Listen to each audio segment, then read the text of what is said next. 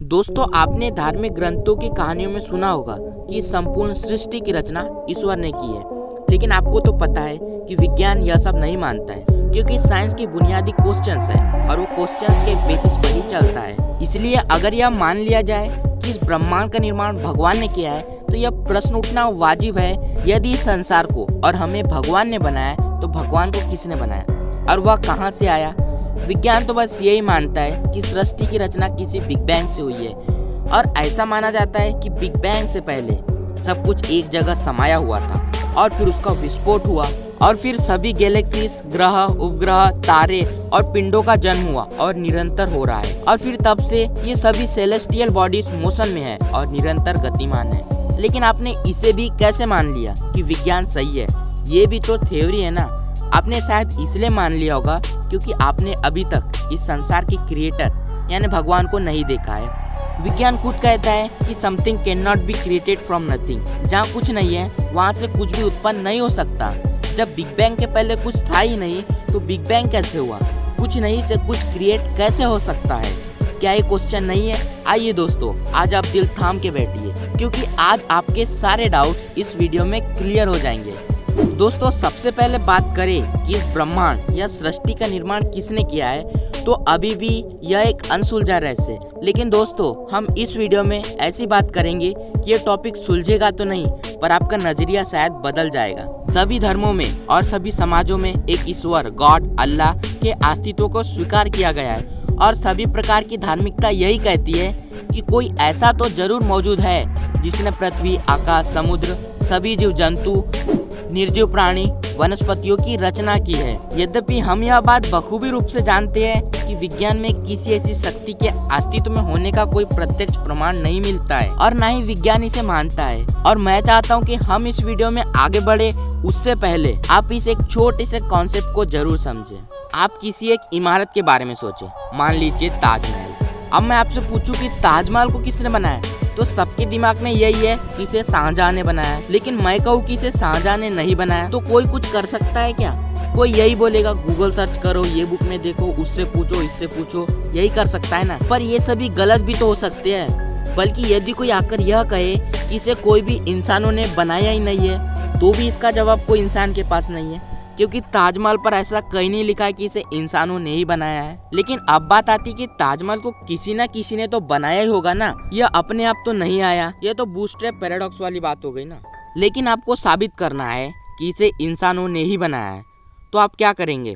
तो इसका जवाब एक ही है, व्यवस्था यानी अरेंजमेंट। क्योंकि ताजमहल को बनाने के लिए पहले उसका नक्शा तैयार किया गया होगा, फिर उसकी नींव खोदी गई होगी, फिर उसमें ऐसी लकड़ियों का प्रयोग किया गया होगा जिसे मजबूती के लिए नमी की जरूरत होती है, क्योंकि वह नदी के किनारे, फिर दरवाजे, खिड़कियां, फिर स्किल लेबर, कारीगर, आर्टिस्ट, चढ़ने के लिए सीढ़ियां, फिर इसकी मीनारे, पत्थर, और किसी ऐसी जगह पर होना जहाँ से कोई विदेशी आक्रमण भी न हो पाए। तो फिर हर कोई को इतनी अकल आ जाएगी कि इसे किसी ऐसे जीव ने बनाया है जो बहुत ही दिमागदार हो, और ऐसा जीव इस पृथ्वी पर सिर्फ मनुष्य ही है। तो साधारण सी बात है कि इसे मनुष्य ने ही बनाया है। खाना खाने के लिए आपके पास हाथ है, आपके हाथ से मुंह में, फिर आहार नाल, आमाशय, ब्लड, और फिर आपके ब्लड से फिर लार्ज इंटेस्टाइन, स्मॉल इंटेस्टाइन। क्या ये कोई व्यवस्था नहीं है? क्या आप इसे खुद कर रहे हैं? आपकी ये 576 मेगापिक्सल के आगे जिसकी टक्कर कोई कैमरा नहीं कर सकता, ना ही ऐसा कोई कैमरा बनाया जा सकेगा। सनरेज किसी ऑब्जेक्ट पर रिफ्लेक्ट होकर आपकी आंखों की पुतलियों में प्रवेश करती है, फिर आई लेंस उसे रिफ्लेक्ट करता है रेटिना पे, रेटिना से ऑप्टिक नर्व्स, और फिर वो भेजता है आपके ब्रेन को, और फिर ब्रेन उसकी प्रोसेसिंग करता है और फिर उस इमेज को रीड करता है, फिर आपकी आंखों को सिग्नल भेजता है, और फिर तब कहीं जाके आपकी आंखों को आभास होता है कि उसने कुछ देखा है। क्या ये कोई व्यवस्था नहीं है? जब बच्चा पैदा होता है तो वह कुछ खा नहीं सकता, इसलिए स्वतः ही माँ के स्तनों में से दूध उतर आता है। और इतना ही नहीं, जो बच्चा अभी अभी पैदा हुआ है वह तुरंत अपनी माँ के सीने से लगकर दूध पीने के लिए अपना मुंह चलाने लगता है। क्या ये आपको कोई व्यवस्था नहीं लगती? हम ऑक्सीजन लेकर कार्बन डाइऑक्साइड छोड़ते हैं, वहीं पेड़ कार्बन डाइऑक्साइड लेकर ऑक्सीजन हमें देते हैं। क्या ये कोई व्यवस्था नहीं है? हमारी पृथ्वी 23 डिग्री पर झुकी हुई है, और इसी कारण धरती पर जीवन संभव हो पाया है। धरती अपनी दूरी पर घूमती है, जिससे मौसम बदलते हैं, दिन और रात होते हैं, बारिश होती है। यह कितनी शानदार व्यवस्था है। अब मैं आपसे पूछता हूँ कि क्या ये कोई व्यवस्था नहीं है? निश्चित तौर पर ये सब व्यवस्थाएं अपने आप नहीं बन सकती, और सभी संसाधन, भूमि, जल, वायु, अग्नि, आकाश, जिस प्रकृति ने इसे बनाया है, उसे आप भगवान, अल्लाह, गॉड या वाहिगुरु, जो आप चाहे कुछ भी कह सकते हैं। ये आपकी मान्यता और धर्म पर निर्भर करता है। लेकिन दोस्तों, मैं यह सब बताकर आपको सवाल से दूर नहीं ले जाना चाहता हूँ कि भगवान को किसने बनाया और भगवान कहाँ से आए। लेकिन उससे पहले आपको ये जानना जरूरी है, जिससे शायद आपको आपके क्वेश्चन का आंसर भी मिल जाएगा। दोस्तों, ये हमारी पृथ्वी, जिसका व्यास करीब 13,000 किलोमीटर है। पृथ्वी से करीब 17 गुना बड़ा है नेपच्यून। हमारे सौरमंडल का एक और बड़ा ग्रह शनि हमारी पृथ्वी से करीब 760 गुना बड़ा है। और इसके बाद आप बृहस्पति को देखिए, ये हमारे सौरमंडल का सबसे बड़ा ग्रह है। ये इतना बड़ा है कि इसमें एक साथ 1300 पृथ्वी समा सकती है। इसके बाद आता है सूर्य, ये हमारे सौरमंडल का तारा है। सूर्य में समा सकती है 1,30,000 पृथ्वी। लेकिन अंत यही नहीं है दोस्तों, ना हमारा सूर्य बहुत बड़ा है। अगर आप सूर्य की तुलना सीरियस नामक तारे से करें तो आपको सूर्य भी छोटा दिखाई देगा। लेकिन सीरियस सबसे बड़ा तारा नहीं है। सीरियस से भी बड़ा है प्लक्स। लेकिन ब्रह्मांड में प्लक्स से भी बड़ा तारा मौजूद है आर्कट्यूरस, परंतु आर्कट्यूरस से भी बड़ा है एल्डेब्रान, और एल्डेब्रान से भी बड़ा तारा मौजूद है जिसका नाम राइजल रखा गया है। लेकिन अंत यही नहीं है दोस्तों, राइजल से भी बड़ा तारा जो हाइपर जायंट की श्रेणी में आता है पिस्टल स्टार, और ये सिलसिला ऐसे ही चलता रहता है। पिस्टल स्टार से भी बड़ा तारा है एंटारस, और एंटारस से भी बड़ा है बीटलजूस, और उससे भी बड़ा है वीवाई कैनिस मेजोसिस, और इन सब से भी बड़ा है यूआई स्कूटी, और न जाने कितने अरबों खरबों तारे तो सिर्फ हमारी आकाश गंगा में है। तो दोस्तों, यह है सिर्फ हमारी आकाश गंगा मिल्की वे, जहाँ से आप देखोगे तो आपको हमारी पृथ्वी लाख गुना जूम करने पर भी दिखाई नहीं देगी। पर दोस्तों, अभी बात खत्म नहीं होती, ये तो बस शुरुआत है।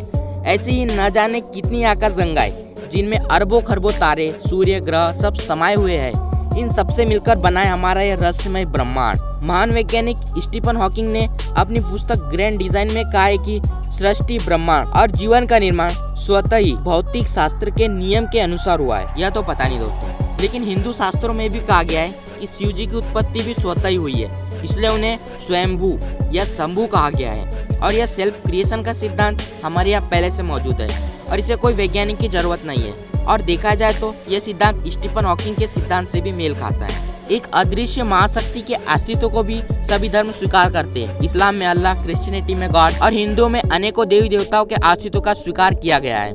ये देखिए दोस्तों, ये हमारा ब्रह्मांड इतना बड़ा, इतना विशाल और इतना अथाह है कि मैं इस वीडियो में इसका कितना ही उदाहरण दूं, मेरे शब्द कम पड़ जाएंगे इसकी विशालता और व्यवस्था को बयां करने में कि ये है हमारा ब्रह्मांड। खैर दोस्तों, अब हम फिर से उसी बात पर आते हैं कि अगर भगवान ने हमें बनाया तो भगवान को किसने बनाया। तो दोस्तों, इस सवाल का जवाब देना नामुमकिन है, लेकिन फिर भी जवाब बड़ा सीधा है कि यह सवाल का जवाब हम इंसानों के काम का नहीं है। यदि आप किसी गधे से पूछो कि बिग बैंग क्या है, अरे यह छोड़ो, यदि आप उसे अनाराम या ABCD पढ़ाने लग जाओ तो क्या उसके समझ में आएगी।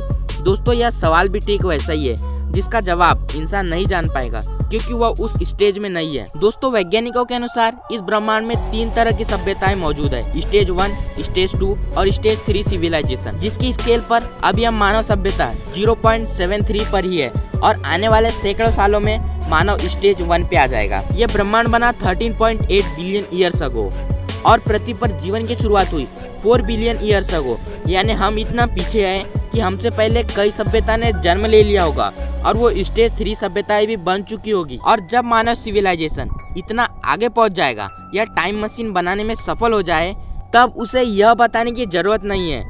इसे हम विज्ञान की लिमिटेशंस भी कह सकते हैं कि हम भगवान को नहीं देख सकते या फिर कोई ऐसा इंस्ट्रूमेंट नहीं बना सकते जो कि भगवान को देख सके। जैसे कि साइंस ने खुद कहा था कि atom is the smallest individual particle of matter. क्या ये सही है? फिर कहा electron, proton, neutron is the smallest fundamental particle of matter, और अब क्वार्क्स। अब शायद आप समझ गए हैं कि मैं आपको इस सवाल का क्या जवाब देना चाहता हूँ। पर फिर भी दोस्तों, अंत में मैं यही कहना चाहूँगा कि यह विज्ञान की और आस्था की बात है, और यह भी है कि भगवान पर सवाल करना यानी इतनी बड़ी व्यवस्था पर सवाल करना उसके औकात के बाहर है। बल्कि इस इंसान को इस बात पर ध्यान देना चाहिए कि इंसान भगवान के हर माने जाने वाले स्वरूप के सामने सिर झुकाएगा, फिर चाहे वो स्वरूप अल्लाह का हो, चाहे भगवान का हो, या चाहे वायुगुरु का हो, या चाहे गॉड का हो। क्योंकि भले ही वो स्वरूप इंसानों की कल्पना है, लेकिन है तो उस परमात्मा को याद करने का एक जरिया ही। जिस मंदिर में आप दान देते हो और अपने आप को महान समझते हो, कभी शर्म नहीं आई खुद पर, उसको दोगे जिसके पास इतना है कि शायद इस वीडियो में पता चल गया होगा। एक छोटे से कोरोना वायरस ने इंसानों का जीना आराम कर रखा है और इंसानों को तब भी चाहिए कि भगवान को किसने बनाया। और अब इतना ही दोस्तों। और हाँ यार, यदि बुरा लगा हो तो गधे वाली बात जरूर भूल जाना और कमेंट्स में जरूर बताना कि मैंने जो कहा क्या वो सही है या गलत है। गुड बाय दोस्तों, मिलते हैं अगली ऐसे ही इंटरेस्टिंग वीडियो में।